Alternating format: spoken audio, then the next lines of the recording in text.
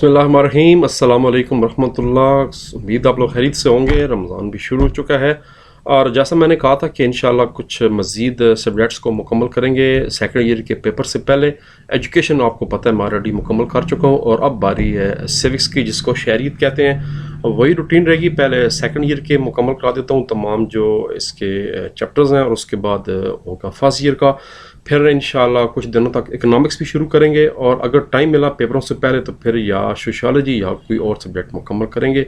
जहाँ तक खबरें चल रही हैं शायद 20 मई से पेपर इस साल शुरू होंगे 2023 से। तो बहरहाल लेट्स सी, एंजॉय कीजिए जनाब। अल्लाह ताला आपका आमीन नासर हो। मौसम भी ज़बरदस्त हो चुका है, पढ़ाई का टाइम है, रमज़ान भी आ गया है, तो बरकतें बरकतें हैं, रहमतें रहमतें हैं। तो फिर स्टार्ट करते हैं और चैप्टर के अंदर चलते हैं। देखते हैं पहले कि चैप्टर नंबर 1 जो है वो है क्या और किस चीज़ के बारे में है। तो अल्लाह ताला के पाक बुजुर्गों बरतर नाम से आगाज़। सिविक्स सेकंड ईयर, बिस्मिल्लाहिर्रहमानिर्रहीम। चैप्टर 1 का नाम है तहरीक पाकिस्तान। अच्छा, आपको मैं बता दूं ये सारा का सारा वही मुताला पाकिस्तान है जो आप 8वीं जमात से लेकर 9वीं 10वीं 12वीं तक पढ़ते आ रहे हैं। ये पहले 2 चैप्टर सेम वही है, वही हिस्ट्री है, वही सारे कुछ चीज़ें। तो बड़ा आसान ये चैप्टर्स हैं सारे। आपको मैं चैप्टर के अंदर से दिखा देता हूँ बुक्स का, क्या इसमें जो वही सेम टॉपिक्स हैं जो आप मुताला पाकिस्तान में पढ़ते रहे हैं। नज़रिया पाकिस्तान का मफहूम 9th क्लास में आपने पढ़ा, नज़रिया पाकिस्तान की अहमियत 9th में पढ़ा था। तरीके अलीगढ़ 9th का चैप्टर नंबर 2 था।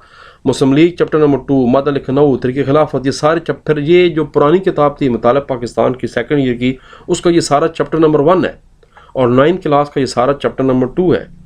इस तरह जो अगला चैप्टर नंबर 2 है हमारा आइन तक का, ये हमारी पुरानी मुताला पाकिस्तान के भी चैप्टर नंबर 5 था आइन वाला। तो ये तकरीबन वही चीज़ें हैं शुरू के 2-3 चैप्टरों की। इवन ये चैप्टर नंबर 5 आप देख लें, यकजहती सालमियत, ये भी हमने मुताला पाकिस्तान की पुरानी किताब में सेकंड ईयर में पढ़ा है। तो इंतहाई आसान चीज़ है और ज़बरदस्त चीज़ है। तो शुरू करते हैं। जैसा कि रूटीन है, पहले इसकी एक्सरसाइज करते हैं, उसके जो ऑब्जेक्टिव्स हैं सारे वो करते हैं। ऑब्जेक्टिव्स करने के बाद फिर इसके जो बाकी टॉपिक्स हैं, लॉन्ग क्वेश्चन है, शॉर्ट क्वेश्चन है, वो सारे करेंगे। चलते हैं एक्सरसाइज के। पहला MCQ है, मोहम्मदन एजुकेशनल कॉन्फ्रेंस का क्याम कब अमल में आया। आपको मालूम है ये वो इदारे हैं जो सईद अहमद ख़ान ने बनवाए थे। 1886 में इसका क्याम अमल में आया था। टू नेशन थ्योरी, सबसे पहले ये जो टर्म्स है किसने यूज़ की थी, हम पढ़ चुके हैं तरीके अलीगढ़ वाले टॉपिक में। ये सर सैयद अहमद ख़ान ने सबसे पहले इस्तेमाल की थी जब बनारस में उर्दू हिंदी कंट्रोवर्सी शुरू हुई थी।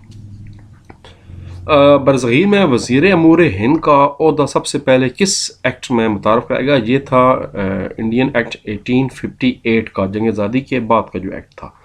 काजी मोहम्मद ईसा, जिनके बेटे आजकल सुप्रीम कोर्ट के सीनियर जज हैं और अगले चीफ जस्टिस भी वही होंगे, तो उनके वालिद थे काजी मोहम्मद ईसा, उनका तल्लुक सूबा बलूचिस्तान से था। उनके जो बेटे हैं वो जस्टिस फाइज ईसा साहब हैं। कायद आज़म ने मशहूर 14 नकात कब पेश किए, 1929 में। तरीके खिलाफ 1919, जब तुर्की वाला मामला शुरू होता। बंगाल की तकसीम कब हुई, डिवीजन ऑफ बंगाल, ये भी हम 9th क्लास में पढ़ चुके हैं, 1905। मुस्लिम लीग का क़याम किस शहर में अमल में आया, ढाका में, और दिसंबर की तारीख थी, शायद 30 दिसंबर थी, 1906 थी। नवाब सलीमुल्लाह और नवाब वक़ारुल मुल्क की हवेली में। सर सईद अहमद ख़ान ने रिसाला तहज़ीबुल अखलाक कब जारी किया, वो था 1870 में। कायद आज़म जॉइन मुस्लिम लीग 1913 में, उन्होंने मुस्लिम लीग को ज्वाइन किया था, फिर बाद में उन्होंने कांग्रेस को छोड़ दिया था। शॉर्ट क्वेश्चन की तरफ आते हैं। 1948 में कायद आज़म ने सिब्बी दरबार से खिताब करते हुए क्या इरशाद फरमाया। पेज नंबर 3 पे चलना पड़ेगा। पेज नंबर 1 है 2 है, पेज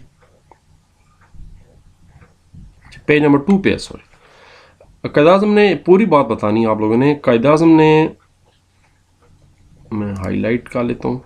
कायद आज़म ने 1948 में सिब्बी दरबार से खिताब करते हुए फरमाया, इस्लाम में रसूम, रवायात और रूहानी नज़रियात का नाम नहीं है, बल्कि एक ज़ाब्ता हयात है जो हर मुसलमान के लिए है, ताकि वो अपनी रोज़मर्रा ज़िंदगी, अपने अफ़ाल, अमाल, सियासत, माशियात में अमल पैरा हो सके। इस्लाम में सब इंसान बराबर हैं, सिर्फ़ एक खुदाए बुज़ुर्गों बरतर का तसव्वुर इस्लाम के बुनियादी उसूलों में से है। मसवात, आज़ादी, अखुवत इस्लाम की असास हैं। यहाँ तक। अगला शॉर्ट क्वेश्चन,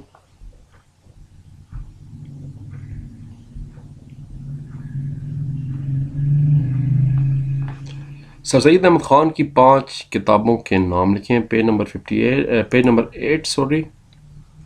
تو پیج نمبر 8 پہ ڈائریکٹ چلتے ہیں جی.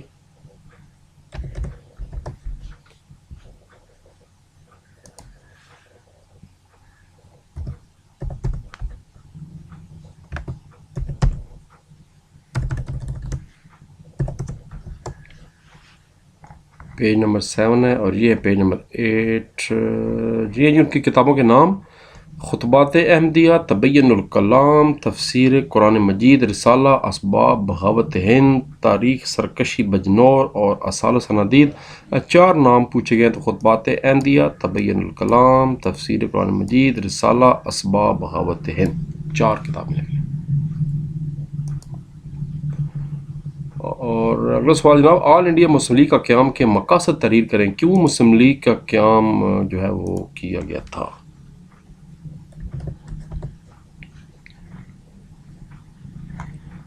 اس کا جواب آپ کو ملے گا پیج نمبر 15. یہ اس کے محرکات ہیں اور یہ اس کے مقاصد ہیں. یہاں سے شروع کرنا آپ نے کہ نواب سلیم اللہ کی قرارداد میں جماعت کے اغراض و مقاصد بیان کیے گئے. نمبر 1، مسلمان اور انگریزوں کے درمیان مفاہمت کی فضا پیدا کرنا اور مسلمانوں میں حکومت کے لیے وفاداری کے جذبات پیدا کرنا. اس کے بعد ہندوستان کے اور کے مسلمانوں کے حقوق مفادات کا تحفظ کرنا، اور جو ہندوستان میں دوسری قومیں رہتی ہیں، ہندو ہیں، سکھ ہیں، ان کے ساتھ بھی مفاہمت پیدا کرنا مگر مسلمانوں کو نقصان نہ ہونے پائے. یہ اس کے مقاصد ہیں. یہاں سے آپ سٹارٹ کریں گے کہ نواب سلیم اللہ خان نے قرارداد میں جماعت کے اغراض و مقاصد بیان کیے. نمبر 1، ہمیشہ نمبرنگ دے کے سوال کو کرنا ہے آپ نے. اگلا سوال ہے: طریق خلافت میں مسلم اخبارات کا کیا کردار ہے؟ اب اس میں بہت سے شارٹ کوسچن بنتے ہیں جو میں نہیں کرا رہا کیونکہ بہت زیادہ ہیں، وہ پھر بہت ہی یہ لیکچر بڑا ہو جاتا ہے، اس لیے آپ خود دیکھتے رہیں چھوٹے چھوٹے جتنے میں ساتھ ساتھ بتاتا بھی جا رہا ہوں. اب جیسے طریق خلافت کیوں شروع ہوئی، یہ بھی اس میں ایک شارٹ کوسچن بن سکتا تھا. طریق خلافت کی سرگرمیاں کیا تھیں، یہ بھی شارٹ کوسچن بن سکتا ہے. اور یہاں پر لکھا ہوا ہے کہ طریق خلافت کے جو ہے مقاصد کیا تھے، یہ بھی انتہائی اہم. یہ میرا خیال ایکسائز کا شارٹ کوسچن ہے، آگے جا کے ہم کریں گے. یہ لکھیے آگے ایکسائز کا سوال ہے. تو پہلے کرتے ہیں وہ والا سوال کہ اخبارات کا کیا کردار ہے. یہ پرصغیر سے الہلال اخبار نکالے گی. کمریڈ تھا، مولانا ظفر علی خان کی، ہمدرد تھی، زمیندار تھی. مسلم صحافت نے انگریز حکومت کے خلاف سخت لہجہ اختیار کیا. لاہور کے پیس اخبار نے بھی زبردست مہم چلائی کیونکہ 1 پیسے کی ملتی تھی. اخبارات کو بند کر دی گیا، اور اس وقت اخبارات کاغذ پہ نہیں بلکہ ململ کے کپڑے پہ پرنٹ ہوتی تھی. بعد میں یہ کپڑا واپس کرنا پڑتا تھا اور نیا اخبار مل جاتی تھی. لیکن مسلمان صحافی کسی نہ کسی طرح مسلمانوں کے جذبات کی عکاسی کرتے ہوئے مسلمانوں کے عوام کی رہنمائی کرتے رہے.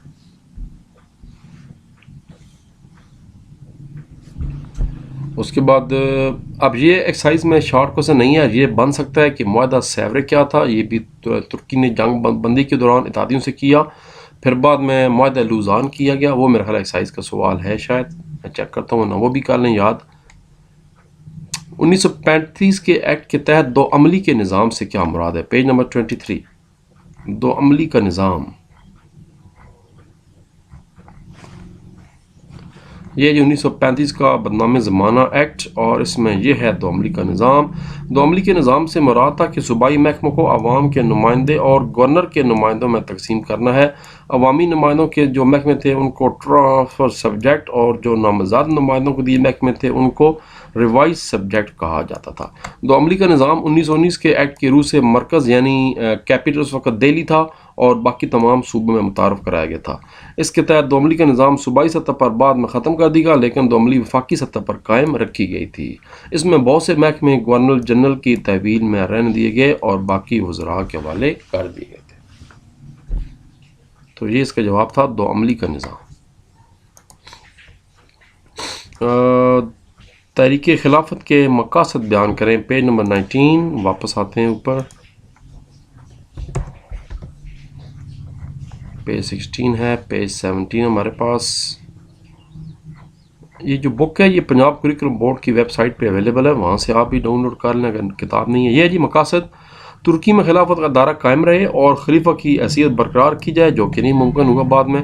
حجاز مقدس یعنی مکہ مکرمہ مدینہ منورہ میں غیر مسلم افواج داخل نہ ہوں بلکہ ان کو بھی احترام ضروری ہے. ترکی سے اس کے علاقے نہ چھینے جائیں، ترکی کی حدود میں تبدیلی نہ کی جائے اور جنگ عظیم سے پہلے والی یہ بھی مانا نہیں ہے۔ صرف ایک جو پوائنٹ تھا وہ تسلیم کیا گیا تھا، باقی دونوں مقاصد اس کے پورے نہیں۔ ترکی بھی ٹوٹ گیا، خلافت بھی ٹوٹ گئی، اور ترکی نے اپنے مقبوضہ علاقے جو تھے پہلے وہ والے سارے خلافت والے واپس کر دیے۔ یہ معاہدہ ہوتا جس کو معاہدہ لوزان کہتے ہیں، جو اس سال 2023 میں ختم ہو رہا ہے۔ یہ ان کے جو نئے سربراہ تھے مصطفیٰ کمال اور اتحادیوں کے درمیان وہ تھا، لائٹس کے درمیان۔ ڈاکٹر جارج براس نے آئیڈیالوجی کی کیا تعریف کی ہے، ڈیفینیشن؟ پہلا پیج جہاں سے چیپٹر شروع ہو رہا ہے، واپس آتے ہیں۔ لو جی، ڈاکٹر جارج براس کے الفاظ میں عام زندگی کا وہ ضابطہ یا وہ پروگرام جس کی بنیاد فکر فلسفہ پر استوار ہو آئیڈیالوجی کہلاتا ہے۔ جیسے عام لوگ کہتے ہیں جی کہ میں بڑا کا ڈاکٹر بننا چاہتا ہوں، پھر اس کے لیے آپ کوشش کرتے ہیں، لیکن یہاں پر یہ بات پورے معاشرے کے لیے ہوئی ہے۔ جب ایک معاشرہ کسی بات پر متفق ہو جائے، اس کے پیچھے کوئی سوچ ہو، کوئی فکر ہو، تو اس کو آئیڈیالوجی کہتے ہیں۔ اگلا سوال ہے، سانہ چورا چوری سے کیا مراد ہے؟ Page number 21۔ لو جی، پیج نمبر 21 آ گیا۔ چورا چوری بیسیکلی ضلع گورکھپور جو ابھی انڈیا میں اس کا ایک قصبہ تھا، وہاں گاندھی کی کہنے پر ایک بڑا جلوس نکالا گیا۔ یہ وہ دور تھا جب گاندھی نے مسلمانوں کی حمایت لینے کے لیے طریق خلافت کی شروع کی تھی، حمایت بعد میں اس نے گڑبڑ کر دی۔ 21 سپاہی زندہ جل کر مر گئے، انہوں نے تھانے کو آگ لگا دی تھی۔ گاندھی بہانے کی تلاش میں تھا، اس نے اپنی طریقوں کے فوری خاتمے کا اعلان کیا، جس میں طریقے عدم تعاون بھی شامل ہے، آپ مطالعہ پاکستان میں پڑھ چکے ہیں۔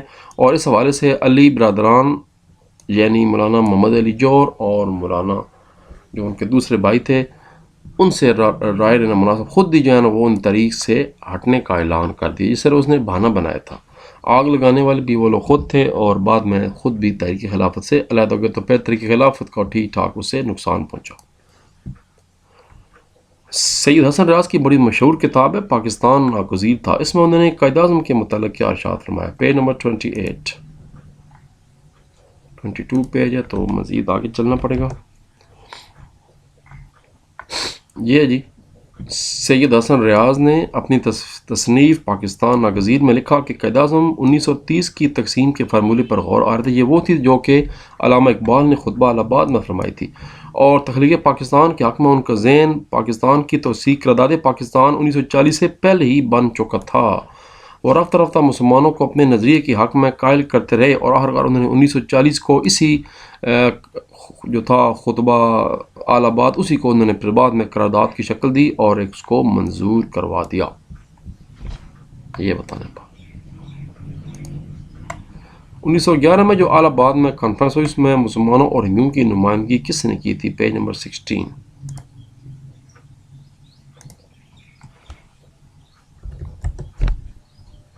پیج نمبر 18 سر جی، اور پیج نمبر 16 ہے جناب۔ 1909 میں الہ آباد، اصل لفظ یہ الہ آباد ہے، اب اس کا نام انہوں نے انڈیا نے چینج کر دیا ہے، پریاگ راج اس کا نام رکھ دیا گیا ہے۔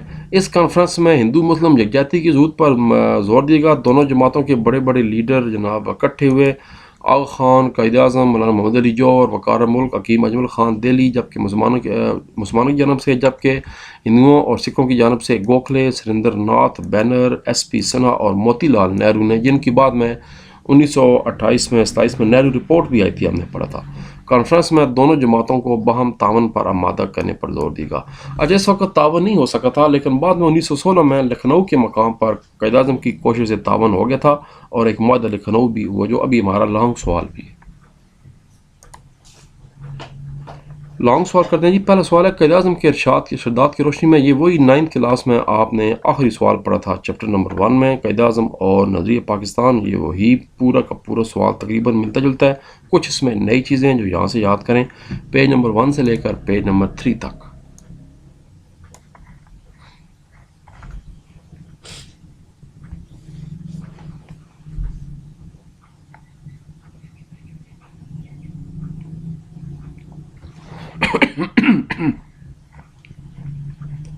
یہ جناب پیج نمبر 1 آخر سے یہاں سے شروع ہوگا. قائد اعظم نظریہ Pakistan I already mentioned as a long question number 1. اس کے بعد جناب ان کے مختلف خطاب، 23 مارچ 1940 والا خطاب، اس کے بعد 1941 والا خطاب، پھر قرآن پاک کے بارے میں ان کا کیا ارشاد ہے، پھر برصغیر کی تقسیم سے حوالے سے کیا کہا، اس کے بعد پاکستان بننے کے بعد انہوں نے کیا ارشاد فرمایا، پھر نظریہ پاکستان کی کیسے وضاحت کی، پھر اس میں وہ شارٹ کوسچن بھی شامل ہو جائے گا سبی والا، اور یہاں پر یہ سوال ختم ہو رہا ہے. 9th کلاس میں جو ٹاپک تھا اس میں 2-3 نئے ٹاپک تھے، اس میں ایک وہ اسٹیٹ بینک والا خطاب بھی شامل تھا، مگر یہاں پر کافی اگر وہ آپ کو یاد ہے تو پھر وہ بھی اس میں لکھ دیں. اسٹیٹ بینک کے جو تھا اناگوریشن کے حوالے سے جب انہوں نے کیا ارشاد فرمایا تھا وہ کرنا تھا، تو یہاں پر سوال ختم ہو رہا ہے. پہلا دوسرا لانگ ہے سر سید احمد خان کی تعلیمی اور سیاسی خدمات، ساری نہیں بتانی، صرف تعلیمی اور سیاسی بتانی ہے. یہ ہم سیکنڈ ایئر پرانی کتاب کے چیپٹر 1 میں پڑھ چکے ہیں، پیج نمبر 7 سے 8 اور اس کے بعد 10 سے لے کر 11. طریقہ علی گڑھ کی پہلے تعلیمی خدمات آ گئی، میں نے پارٹ 1 مینشن کر دی ہے. تعلیمی ادارے بنائے گئے کون کون سے، پھر آگے ان کی ڈیٹیل آ گئی. سوسائٹی جدید نصاب تھا، علی گڑھ انسٹیٹیوٹ گزٹ اخبار شائع کی گئی، ایم اے او کالج جو اب علی گڑھ یونیورسٹی کہلاتا ہے.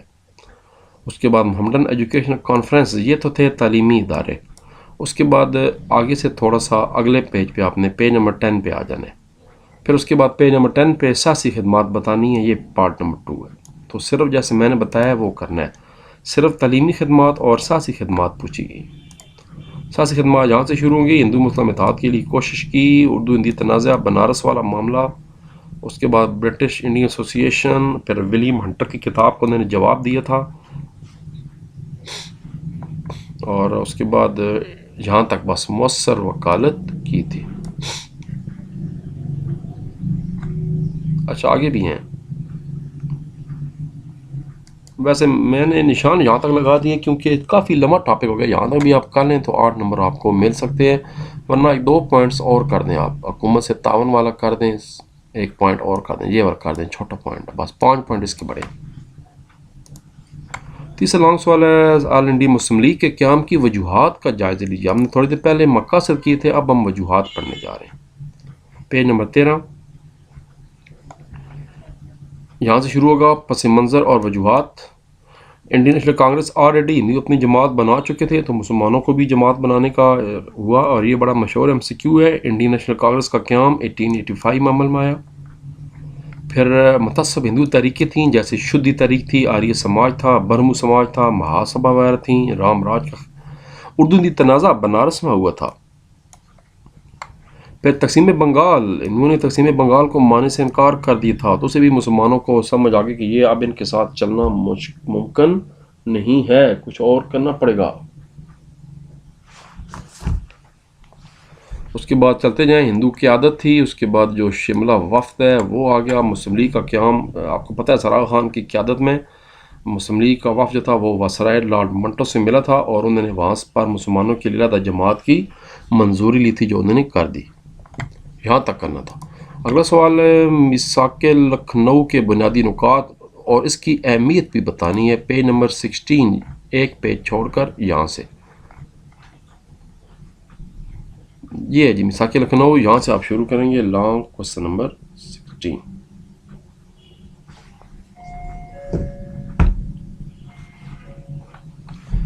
پہلے بتا دیں کہ اکٹھے ہوئے لکھنؤ کے مقام پر مسلم لیگ کے نمائندے بھی اجلاس ہوا، کیسری باغ میں اجلاس ہوا، ساتھ ہی قریب میں جو ہے نا وہ کانگریس کا اجلاس ہوا. دونوں نے اپنے اپنے خطبوں میں ہندو مسلم اتحاد کو ختم کرنے کی کوشش کی. آخرکار ایک کمیٹی بنائی گئی اور اس کمیٹی کے مطابق ایک فارمولہ طے کیا گیا. اس فارمولے کو میثاق لکھنؤ کی شرائط اس کے تحت طے پائی تھی. پر اس کے بنیادی نکات بتانے ہیں کہ کیا نکات ہوں گے. نکات بتانے کے بعد اس کی جو سب سے اہم پوائنٹ یہ تھا کہ مسلمانوں کو علیحدہ قوم کا درجہ دے دیا، اور مسلمانوں کے بڑا پرانا مطالبہ تھا جداگانہ انتخاب والا، وہ بھی ہندوؤں نے تسلیم کر لیا. تو یہ مسلمانوں کی اور قائد اعظم کی ٹیکنیکلی بہت بڑی کامیابی تھی. ویٹو اختیار تھا، قانون ساز اسمبلی. اس کے بعد مرکزی انتظامیہ کیسے ہوگی، صوبائی انتظامیہ. اس کے بعد تنقید نہیں لکھنی، بلکہ جو سوال ہمارا لکھا ہوا ہے کہ اس کی اہمیت کیا ہے، یہاں سے آگے جمپ لگائیں اور اس کے بعد اہمیت بتا دینی ہے. یہاں تک نئے ملک کو وجود بخشا.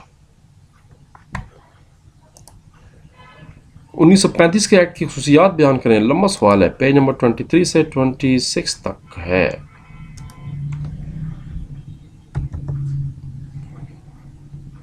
یہ جناب 1935 یہاں سے اہم صرف خصوصیات پوچھی گئی ہیں. جتنا سوال اتنا جواب. وفاقی طرز خصوصیت تھی, اختیارات کی تقسیم, 2 عملی یا شارٹ کوسچن بھی کہا چکے ہیں. گورنر جنرل کے کیا اختیارات ہوں گے. اس کے بعد وزیر امور ہند, یہ ایم سی کیو ہم نے کی ہے. یہ دیکھیں 1858 ایکٹ والا. وفاقی مقننہ, اسمبلی کو مقننہ کہتے ہیں. اب اس کے بعد عدلی کا کیا کردار ہوگا. نئے صوبے بنائے جائیں گے. آپ کو پتہ ہے کہ سندھ کو بمبئی سے الگ کر کے نئے صوبہ بنا دیا گیا تھا. یہ مطالبہ تھا قائد اعظم کے 14 نکات میں. پھر صوبائی نصب و نسق کیسے چلایا جائے گا. گورنر کون ہوگا. کابینہ یعنی کیبنٹ کیا ہوگی. اس وقت وزیر اعلیٰ وغیرہ کا کنسیپٹ نہیں تھا. جو دوگانا انتخاب ہوگا, مسلمانوں کے لیے علیحدہ سیٹیں ہوں گی, صوبائی خود مختاری ہوگی. اور یہاں پر یہ سوال ختم ہو رہا ہے. اہم سوال انتہائی یہ بھی. مندرجہ ذیل عنوانات کے تحت تاریخ خلافت کے وضاحت. اب یہ تینوں ٹاپک تاریخ خلافت کے اندر سے ہیں, تو اس کے ڈفرنٹ پیجز ہیں. پہلے پیج نمبر نوٹ کر لیں. مقاصد بتانے ہیں پیج نمبر 19 پہ. گاندھی کا کیا کردار ہے پیج نمبر 20. تاریخ خلافت کی سرگرمیاں. اس کے بعد غازی مصطفیٰ پاشا کا کردار اور خلافت کے اثرات. تو میں آپ کو ڈائریکٹ سارے اس کا بتا دیتا ہوں. پیج نمبر 19, 20 اور اس کے بعد پیج نمبر 22. پہلے تو چلتے ہیں پیج نمبر 19 پہ.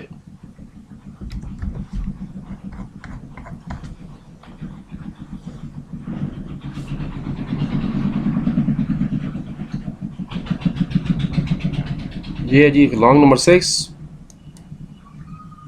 تھوڑا سا اس کا بتا دیں پہلے چند الفاظ میں. اس کا خلافت کا, اس کے بعد خلافت کمیٹی. اصل میں یہاں سے سوال شروع ہے. مقاصد یہاں سے سٹارٹ ہو رہا ہے. پہلے مقاصد ہو گئے. اس کے بعد گاندھی کا کیا کردار ہے, یہ ہو گیا. اس کے بعد آپ نے جناب یہ یہاں تک کرنا ہے. وفد خلافت نہیں کرنا اس لانگ سوال میں. جو نہیں کرنے وہ نہیں کرنے. مسلم اخبارات اس میں نہیں شامل. معاہدہ سیورے بھی نہیں شامل لانگ میں, بلکہ سرگرمیاں شامل ہیں. یہ کرنی ہے, یہ دیکھ لیں دوبارہ. خلاف سرگرمی آ گئی, مقاصد آ گئے, کردار آ گیا. اس کے بعد اگلا جناب ہم نے کرنا ہے غازی مصطفیٰ پاشا کا کردار اور اس کے اثرات کیا تھے. اس کے بعد جی خاتمہ نہیں کرنا, سانہ چوری چوری نہیں کرنا, یہ اس میں شامل نہیں ہے. اس لانگ سوال میں کردار شامل کرنا ہے غازی مصطفیٰ کمال پاشا, اور اس کے بعد اس کے اثرات کیا ہوئے یہ شامل کرنا ہے. تو یہ سوال آپ کا یہاں پر ختم ہو جائے گا. جو ہی جڑیں ہلیں سوال ختم. قرارداد پاکستان پہ نوٹ لکھیں پیج نمبر 26 سے لے کر 29 تک ان ڈیٹیل. ڈائریکٹ چلتے ہیں جی. قرارداد پاکستان, جس کو قرارداد لاہور بیسیکلی پہلے کہا جاتا تھا. یہ جی قرارداد پاکستان. لاہور دنیا کے عظیم ترین شہر, one of the oldest city in the world. یہاں سے سٹارٹ کریں. اس کے بعد اس کے بنیادی نکات کیا تھے. یہ بڑا مشہور شارٹ بھی ہے, بورڈ میں بڑی مرتبہ آ چکا ہے. قائد اعظم نے خطبہ صدارت میں کیا ارشاد فرمایا تھا. پس منظر کیا بیان کیا گیا. پھر اس کے بعد جناب اس میں آپ نے بتانا ہے رد عمل کیا آیا. نہرو نے کیا کہا, ابوالکلام آزاد نے کیا کہا.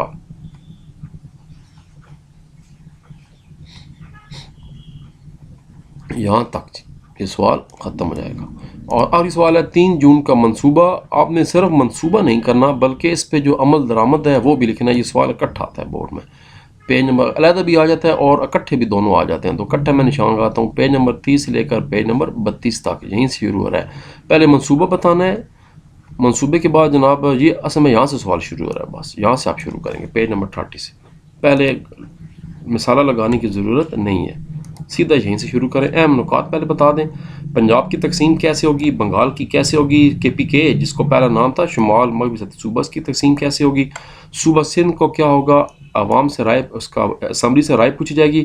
بلوچستان کا شاہی جرگہ فیصلہ کرے گا. ضلع سلٹ جو کہ بنگلہ دیش میں ہے اس وقت, آسام اور باقی صوبے جس میں ہندو اکثریت زیادہ تھی وہ انڈیا کو ملنے تھے. بہار, اڑیسہ, یو پی یعنی اتر پردیش, سی پی سینٹرل پروونس, بمبئی جس کو ممبئی کہا جاتا ہے, اور مدراس جس کو چنائی بھی کہا جاتا تھا.